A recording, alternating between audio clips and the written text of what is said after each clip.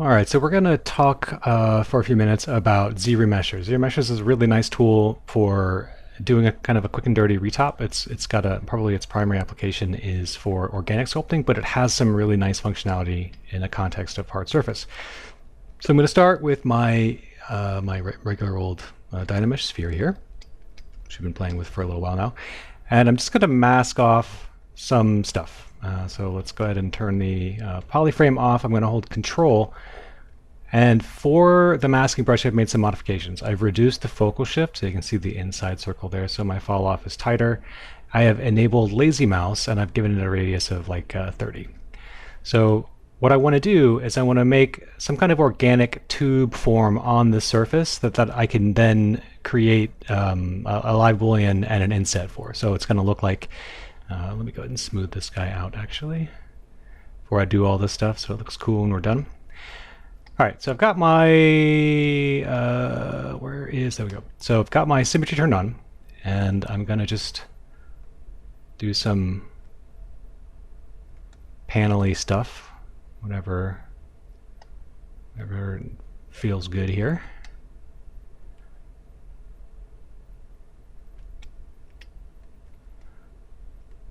Cool, all right. So turn polyframe on, Shift F, and I'm gonna hit Control W. So when I do that, it's going to put all of the stuff that I had masked off into its own polygroup. And once I have that, I can go ahead and do a ZRemesher that preserves this polygroup and cleans it up a little bit. So I'm going to set my target polygon count here to 2000. The default is 5. All this means is this is how many polygons you're going to have at the end of the operation, approximately. It does a pretty good job. And you don't need that many. And to preserve the roundness, I think whatever, 2000 is probably going to be overkill, but it doesn't really matter. So okay, once I've got that done, I'm going to go ahead and make sure I've got my keep groups enabled. This is not on by default, but what it's going to do is it's going to ZRemesh everything that you have in a polygroup and clean up the borders in a pretty nice way. So let's go ahead and hit our ZRemesher button. You can see there's our progress there along the top. And here's the end result. So it is pretty good. It's like maybe a little bit wobbly on that boundary, which isn't exactly what we're looking for. So I'm going to come over to deformation, and I've got this polish by groups. So as I begin to turn that on, you can see our edges get a lot cleaner, which is great. There's going to be a little bit of some irregularity in the result here, but it's okay. We can live with it. I'm going to isolate just this piece of geo. In fact, what I'm really going to do is I'm going to duplicate this, because I want like a before version that I can use as my target for the Booleans. And what I'm doing here is I'm generating the geometry that I'm going to use to do the Boolean operations with. So we'll go ahead and isolate this piece here, and I'm just going to hit delete hidden. And then I'm going to hop back over here, and we'll just kind of go back in time on the undo here until I just need this simple sphere here. Okay, so we got this geometry. There's probably more geo here than I need. I could simplify it, but it doesn't really cost too much to leave it alone. So the one thing I will do though is I'm going to get rid of these inside edges. So we'll go to the insert option and then just hold Alt and click here and here. There's other you can do where with the ZRemesher, I don't know if it might try to add an edge back in, but you can set this to whatever rather than giving it a specific count, you say, I want half as many. And I'm going to turn off adaptive, and let's see, I think so what adaptive size is going to do is if it's like 0, it's going to make everything as close to a perfect square as possible, and if it's a value that's higher, it's going to allow itself to have irregularly shaped like quads. They're all going to be, reasonable, but it's going to make good decisions. Like if you have a tight little curve and the adaptive size is turned up, then it's got to put smaller polygons into that smaller feature. But what I want is for these to be like big, simple polygons, and I want half as many, so we can cut out hopefully every other one of these lines.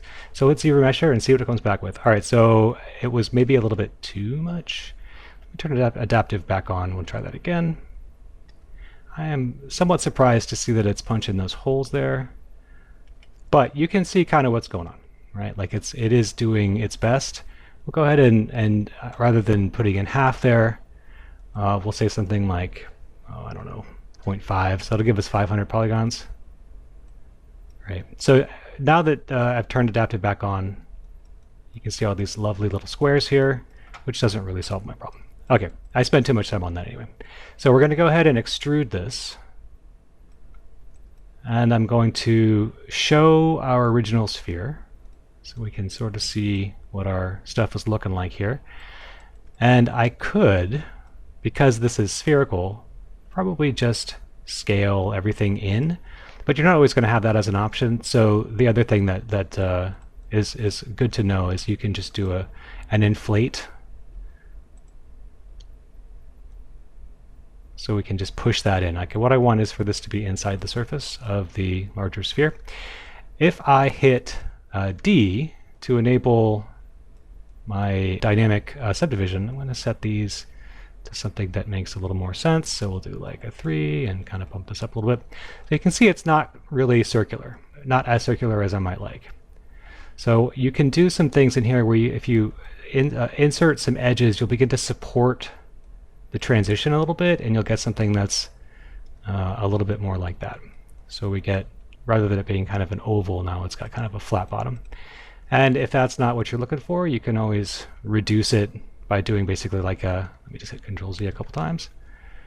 I can just push this in until the feature gets to be a little bit more of a square in the low poly, because that will give us a nice circular feature here in the high poly. But now I need to turn our little thing back on so I can get a sense for where we are. I kind of want this to be like right in the middle. And I'm going to inflate it a little bit, like the whole thing. So tap Q to enable the Z modeler. We've got inflate. I'm going to just hit Control W to put everything in one polygroup, and we can just make it a little bit bigger. And it's solo. So there's the result of our nice clean geometry. And you can see when I move the camera, it's going to drop it back down to its lower version, but that's okay. And I want to make it a little bit bigger, so we're not like overlapping. Like the surface isn't kind of coming back over. It's not a big deal. It's mostly just personal preference. And then I'm going to make another one, and this one I'm going to do a negative inflate on. So we'll just push it in, hit D, and probably shrink it a little bit. So there you go. We end up with a very, very clean coupling of geometry here using a little live Boolean and ZRemesher. So we just masked a piece of geo out of this bigger sphere, deleted the rest of it after doing a ZRemesher, and then some simple Z modeler operations on that same piece. And you can add more live Boolean things and whatever you want. There's all kinds of options, but this is just a nice way to get stuff that feels like it was engineered to be paired up together. I actually got one more thing that I want to show. So this is the geometry after I've created the live Boolean. I actually made the Boolean mesh, and then I dynameshed it so it's nice and clean along those borders there. At a pretty high resolution. Actually, I think I dynameshed it at 1000, and then I walked it back down to 512. Because if you go too low, this edge gets kind of crunchy, and it does, for this next step, it needs to be fairly good looking. So what I'm going to do is go back to my ZRemesher, and I'm just going to leave everything as is, except turn on keep groups. Whatever these settings were totally fine. And I'm just going to hit ZRemesher, and we'll let it recalculate.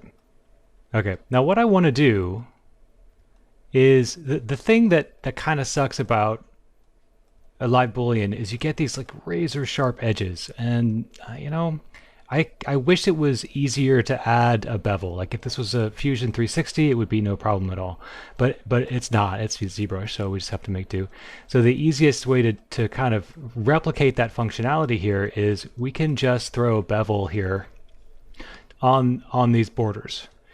So if I just do a little bevel there, and a little bevel there, and then I'm going to crease my polygroups. And now when I turn on my dynamic subdivision, we get these much nicer transitions between these two forms. So very, very simple to get this kind of stuff. And this could be like I don't know, a cockpit or some kind of a panel boundary or something. So very, very quick and easy. Just mask, extract that geometry, clean it up using ZRemesher, do some like Boolean stuff, and there you go.